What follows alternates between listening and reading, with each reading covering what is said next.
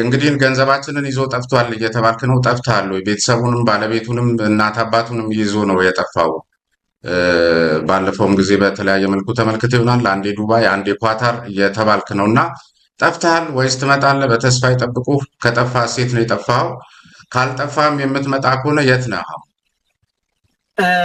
እንግዲህ አሁን የምገኘው በቻይና ጓንጁ ነው። እንግዲህ ያንን አንዴ ብራዚል አንዴ ኳታር ሲባል ስለነበረ ነው ፖስት ያደረኩት ያለሁበትን ጓንጁ ቻይና ጓንጁ ነው አሁን የምገኘው።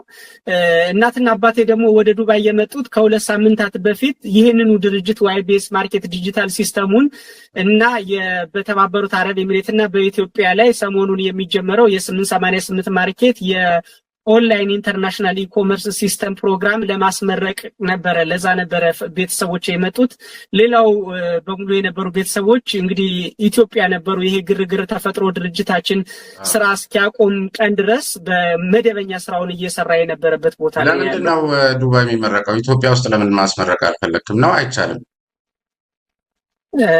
ምን አልከኝ? ተቆራረጠ። ዱባይ ላይ ማስመረቅ የፈለክበት ምክንያት ምንድን ነው? ለምን ኢትዮጵያ ውስጥ አልተመረቀም? 888 የሚባለው ኖ 888 ቤዝ ያደረገው ወይም ደግሞ መጀመሪያ የተመሰረተው አሁን ህጋዊ ንግድ ፍቃድ አውጥቶ ስራ ላይ ያለው በተባበሩት አረብ ኤሚሬቶች ላይ ነው።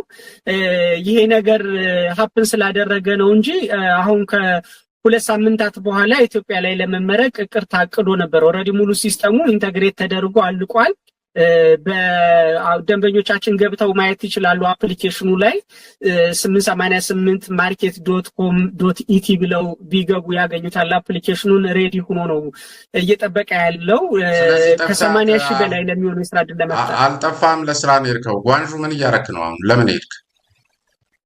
ጓንጁ ከክሪስታል ትሬዲንግ ጋር እየገባ ነው። በዚህ ኢትዮጵያ ላይ አሁን በቅርቡ የምንጀምረው የመሰረታዊ ይሄ የአልባሳት ንግድ ስራ ላይ እንትን ለማድረግ ወደ ሰፕላይ ለማድረግ የራሳችን ሶፍትዌር የንግድ ሲስተም ላይ እሱን ቶሎ ለመጨረስ እንትን እንዲያደርጉን ለማፋጠን ነው እዛ የሄድኩት እና የኮስሞቲክስ ምርቶችን ፕሮዳክቶች ስለምናመርት በስማቸው።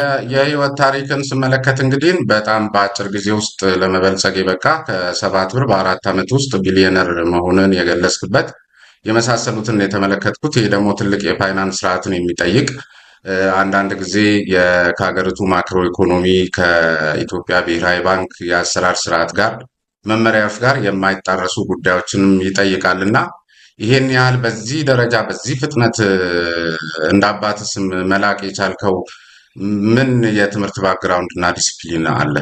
ከዚህ ጋር የሚያያዝ እስከ 9ኛ ክፍል ብቻ ነው የተማርኩት። ያንተን አዋጭ ገበያ ተከትለው በዚህ ደረጃ ወደ አንተ ገንዘብ አስገብተዋል? ከትንሽ ብር ከ100 ሺህ ጀምሮ እስከ 40 ሚሊዮን ብር ድረስ ገቢ ያደረጉ ባለሀብቶች አሉ ከኛ ጋር።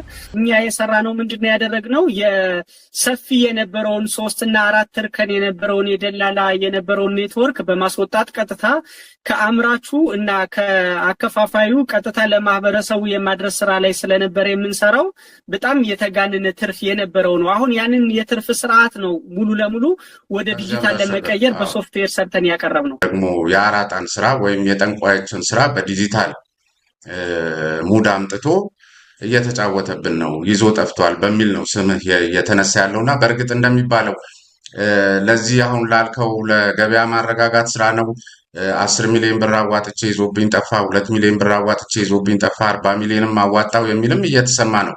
ልክ ነው? በዚህ ልክ ነው ሰዎች ያንተን አዋጭ ገበያ ተከትለው በዚህ ደረጃ ወደ አንተ ገንዘብ አስገብተዋል? እንደነገርኩ እንግዲህ ከትንሽ ብር ከ100 ሺህ ጀምሮ እስከ 40 ሚሊዮን ብር ድረስ ገቢ ያደረጉ ባለሀብቶች አሉ ከኛ ጋር።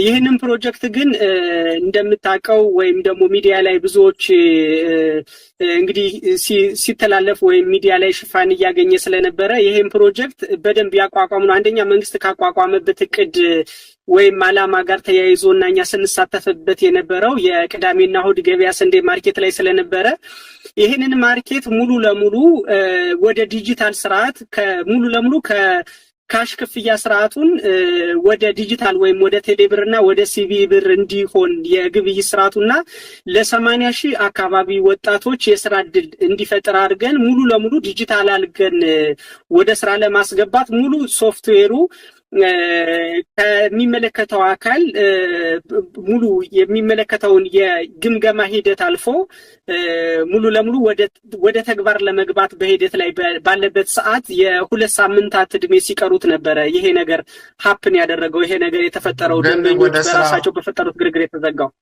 እሺ ከዚያ ደግሞ 2 ሚሊዮን ብር አዋጥቼ በወር ውስጥ 195 ሺህ ብር በመጀመሪያው ዙር ትርፍ ደርሶኛል የሚሉ አካላትም ተሰምተው ነበርና ይሄ ዲጂታል ማርኬቲንጉ ካልተጀመረ አስቀድመው ከሆነ ሀፕን ያደረገባችሁ እኚህ አካል በዚህ ባልከው በጥቃቅን ወይም ደግሞ በገበያ ማረጋጋት ስራው ያገኙት ትርፍ ነው ወይስ በምን ሳይንስ በምን አስማት በአንድ ወር ውስጥ 2 ሚሊዮን ብር 195 ሺህ ብር ሊወልድ የሚችልበት እድል ይኖራል?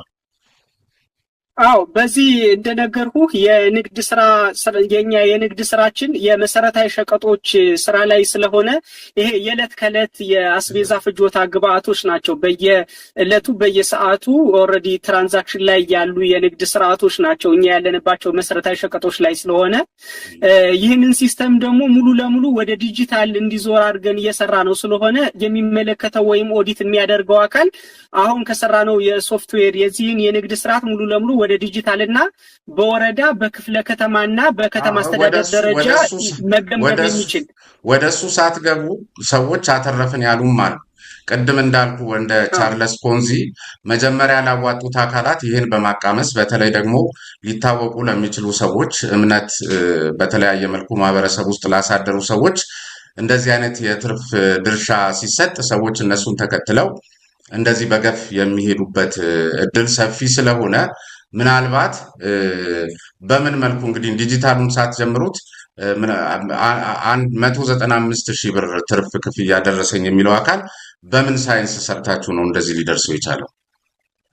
ያው በማኑዋሉ እየተሰራ ስለነበረ ነው። ትክክለኛው